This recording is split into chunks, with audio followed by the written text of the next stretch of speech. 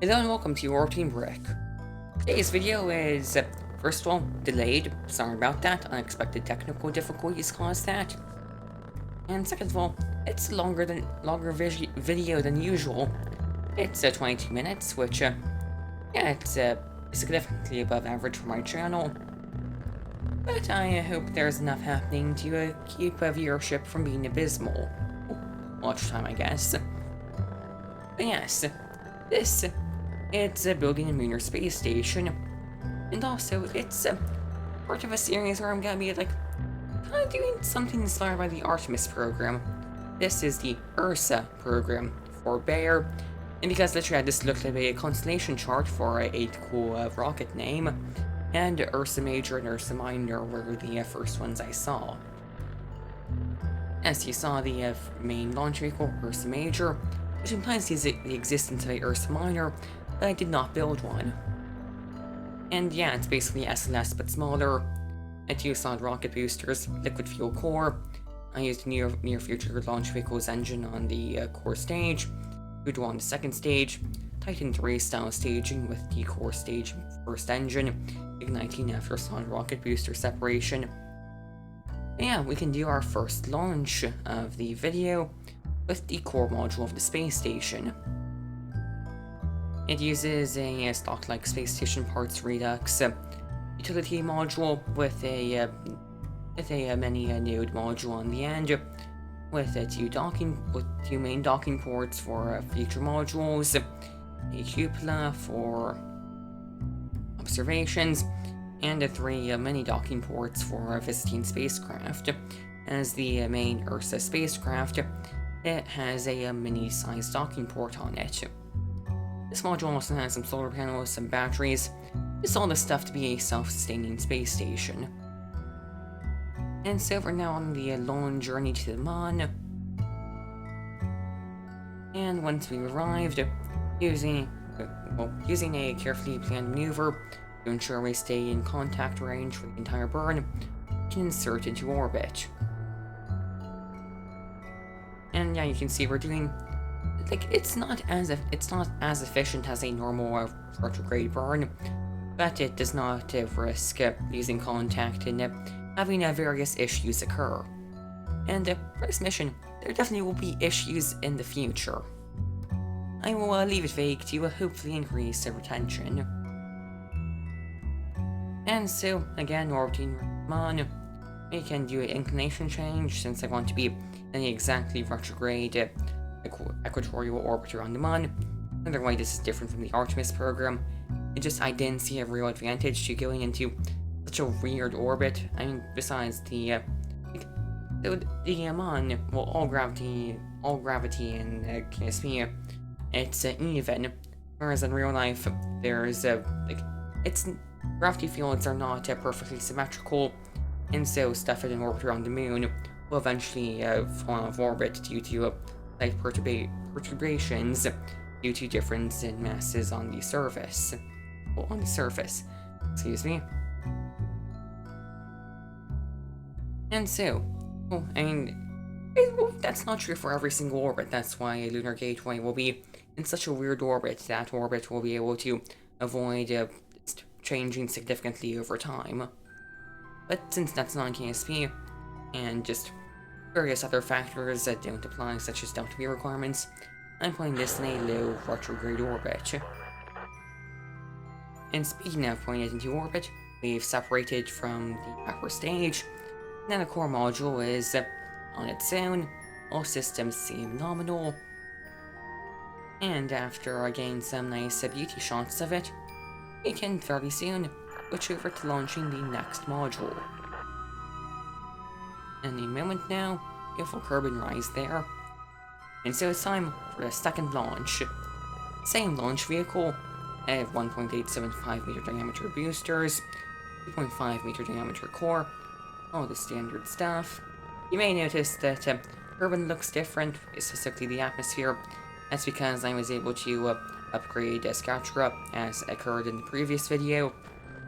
I honestly think that it looks significantly better now, especially for a orbital sunrise.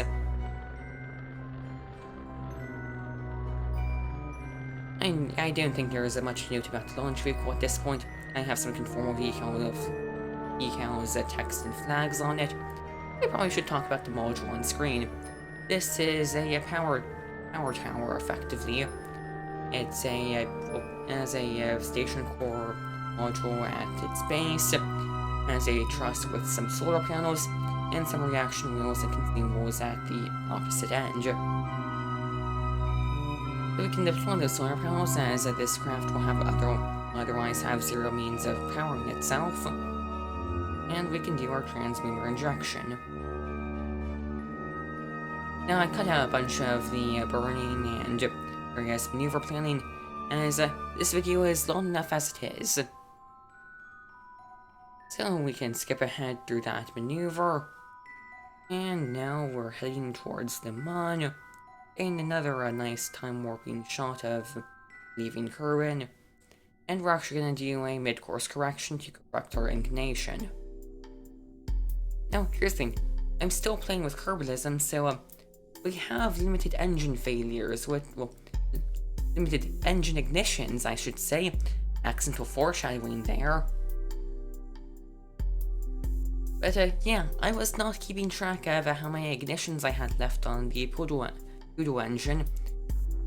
But so far everything's going fine. We're inserting into orbit. I'm just doing a standard retrograde burn, since we have a communication satellite in range. Which, by the way, whenever the Lagrange project mod upgrades to allow for JNSQ, I'm definitely using that. It's a mod that adds Lagrange points without needing Principia. And I kind of talked over something important there. The engine exploded. Yeah, we ran out of ignitions and the Poodle just catastrophically failed. Now, I am going to spend some time to evaluate the situation. All the fuel in the upper stage is a dead weight now. So soon enough I'll jettison it. We have 0 means of propulsion from now. I will later check that the RCS, we did not have enough delta V to rendezvous with the core module. And so this thing is it just stranded in a strangely elliptical orbit. And it has no means of propelling itself to a dock. There is nothing else that can dock onto it to move it. The RCS does not have enough delta V. And so it's just a derelict craft in orbit. However, its probe core and solar panels will actually keep it controllable for the foreseeable future. Except, I'm launching another unexpected craft, again on the same rocket, since it's the main rocket for this mission. For these missions, I did not want to design another rocket, and this one is definitely overkill for basically all purposes. But yeah, it's especially modified that it's just the upper stage has a probe core, solar panels, batteries, docking port on it, and so the goal will be to go into a lunar orbit, rendezvous with the stranded module, and maneuver it to the station. You can see just how much lighter and how capable this is with a no payload, as we're already in space and we're still burning the core stage. And we actually got a kind of ironic ignition failure on the first stage, however, that did not affect the mission. We can deploy the solar panels, you can see the gyros, batteries, and a actual propellant tank, as well as you may have been able to see a certain flag from something that is long forgotten, which will be an Easter egg for very few viewers. So we can do our transmuter injection as normal. I probably should have cut out more of the transmuter injections later on, as they're literally just maneuvers in low carbon orbit. There's definitely enough of them in the video already. Now, there was a bit of a issue getting into orbit around the Mun, where we were not in contact for our planned insertion burn. But we were able to do a corrective burn later on, though less efficient, but we have tons of delta V to spare. At this point, I was desperately rushing to get this video done in time, which I kind of failed at, and sorry. And at some points I'll create a completely irrational maneuvers because I am starting to disregard physics. And none of those are included, and I will actually get a sensible encounter that uses surprisingly little Delta V. So, doing way too many maneuvers to count, slowly adjusting our orbit to match orbit with the stranded module. We can, again, do another maneuver, and eventually, and I'll cut out the rendezvous processes. You've seen that before. If you need a tutorial on that or further information, I have a tutorial on that should be linked right now. Yes, we can dock using Holcam VDS for that nice docking camera, and then time warp to get a optimal encounter with the... First we're going to correct our plane, and then we're going to rendezvous with the with the core module. We're actually going to use RCS for this burn, which causes an issue because I have stageable RCS stageable RCS on this mod pack, which means we have to use staging RCS to be able to use it. As we get there in the end, and insert into a lower orbit, and are able to get a nice close encounter with the core module. And we approach it, again skipping the rendezvous procedure. Now, you may notice that we're gonna have to undock the tug from the power module in order to allow it to dock with the core. This is intentional, as the power module has some RCS on it, with some RCS and multipropellant. So yeah, it will be able to propel itself and dock with the core module. So I'm going to give the aircraft some velocity towards the target, and then I'm going to undock the upper stage any moment now. There we go. And going to correct our trajectory a bit. And then I'm going to have to evacuate the rescue stage out of here. Except, kind of shattered the solar panel against the craft, which started to spin a bit. However, we're able to get clear of the two docking craft, and I'm able to recorrect the trajectories. Now it's a standard rendezvous, and we can gently dock together. And so now, Space Station is officially multi-modular, and we have plenty of power for future activities, and this is extra attitude control, and just other things the space station needs. However, another thing it needs that was unprovided is extra habitation volume. We're launching a habitation module. Again, on the Ursa Major rocket. This will definitely not be the last video it makes an appearance in. I have future plans for this video series. And so, you've seen this ascent several times already. I've run out of things to talk about, and so I can talk about the payload. SSP, stock like Space Station Parts Redux, parts, standard habitation module, a inflatable module, and an airlock. There's also various consumable containers along the side, and a tug to rendezvous with the space station. It also has some RCS to help hide it. And yeah, I believe that's everything to say about this module. It was a nominal launch and a nominal transmitter projection. Definitely see that completed soon. Actually upgraded the Pluto engines on these stages for all the stages that feature after this point. And they are now higher quality, which means they have double ignitions. Now, I again got unlucky with the communication satellites, and again had to do this maneuver where we insert into orbit after periapsis. Again, this rocket is way overbuilt for any purpose, so we have plenty of Delta V to use for this.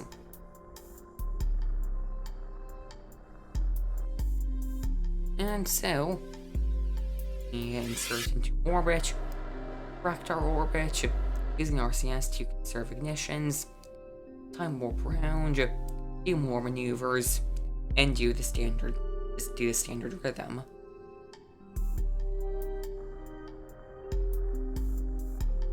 And again, we're going to be able to get a nice close encounter and a dock with the space station, the Munar Harbor as I called it, because Gateway would be too obvious to be a ripoff of Artemis, but Harbor, I believe it's accurate. It's a place for ships to dock before departing on longer journeys. I probably should have said the name of the station. I will go, shouldn't I have? Yeah, we can dock incredibly slowly. And now that this module is docked, we can just in the upper stage and deploy the module systems once we get the upper stage clear, which in some good luck. First I almost fired directly at the station, which probably would not be good, and as soon as I fire the engine that one last time, it fails. But with that out of the way, we can inflate the inflatable module, and we can fully activate this module, which also the module had various power issues, so I disabled the life support systems. There's no crew on board right now. All the life support systems are enabled, and the station is ready for crew. And so yeah, we now need to get crew out there. This is a special first major launch. As you can see, we have that launch escape tower at the top. And this is the crewed variant, exactly the same except for fairing and the presence of launch escape tower externally. And you can see have 2 Kerbals on board. And so basically, yeah, it's like Artemis, but kind of different, and in some cases possibly worse, and at a smaller scale. So basically, this all started out because I downloaded a near future spacecraft, and I realized I could use this capsule for something. So yeah, I created this 2 crew spacecraft. It has a docking port, parachutes, shield, all the standard stuff, and some additional equipment, a universal storage, canisters, as the service module with some consumables, small propellant, and other stuff, solar panels and antenna mounted to the sides, and for fuel tanks and engines for maneuvering purposes, all of which run on monopropellant, so we don't have to carry a separate propellant and monopropellant for our main engines and RCS. Honestly, it's a pretty capable spacecraft. You can see it deploying its solar panels and antenna. Just gonna say, definitely went way overkill with the parachutes on this. It has 2 main parachutes and 1 drogue, mainly because that would be symmetrical. Yeah, that's a tiny spacecraft for 2 Kerbals, but they fit pretty snugly in there. Yeah, a quick tour of the spacecraft. Those 2 windows at the top, control panel, and a hatch on the floor of the spacecraft from the Kerbal's perspective. Nice, a free IVA zoom of that window. And so we can do our transmitter injection as normal. We actually have some additional radiation shielding on this craft, so we have to worry a bit less about radiation on this. Then we can time warp towards the Mun, spinning very violently apparently. And we can do a normal orbital insertion. We also got lucky with the comsats, even though we have a full manual control. So we can insert into orbit. And just slowly maneuver towards the space station, just in the upper stage. And yeah, we've arrived at our target. And we can start using RCS to maneuver towards the appropriate docking port. What I was gonna say, I actually really like this command pod. It's again from Near Future Spacecraft. I believe it's the Proteus. It's 2 Kerbals. It's super compact. I highly recommend it. Now we can slowly maneuver towards the station. And again, I want to do this in a more realistic way. So I'm not actually going to have the space station orient itself. I'm just going to use the spacecraft to maneuver towards the space station. And so we can approach the docking port. And it's... once again, I skipped Mr. Rendezvous. And it's again pretty normal talking.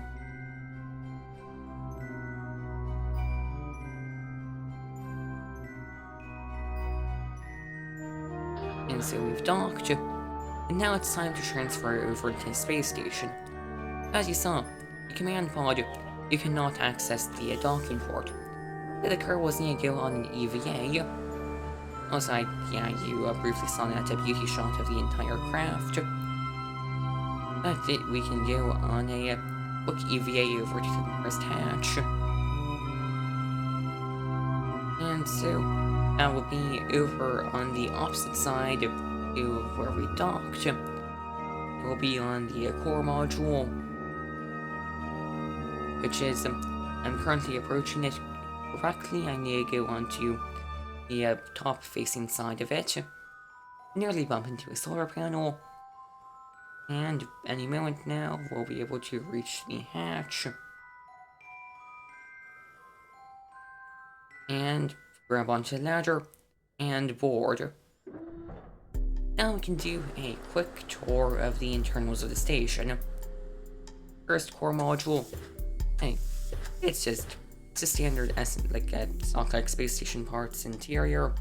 It's incredibly high quality, and I highly recommend a free IVA for anyone who's playing KSP. You'll see it's a great mod that I don't think it actually doesn't have much overhead. It just uses the existing models for the IVAs, and it doesn't cause many issues. It just works. It's great to be able to fly around your craft. And you saw the habitation module and power module, and this Kerbal can now take their post in the cupola. All the other Kerbal can go through into the habitation module, into the inflatable module, which is actually surprisingly spacious, and even inspect the airlock. And so, with the conclusion of the tour, that's the end of this video. The mission is complete. Kerbals will spend a undetermined amount of time here. So I want to thank you for watching. Please like and subscribe, and goodbye.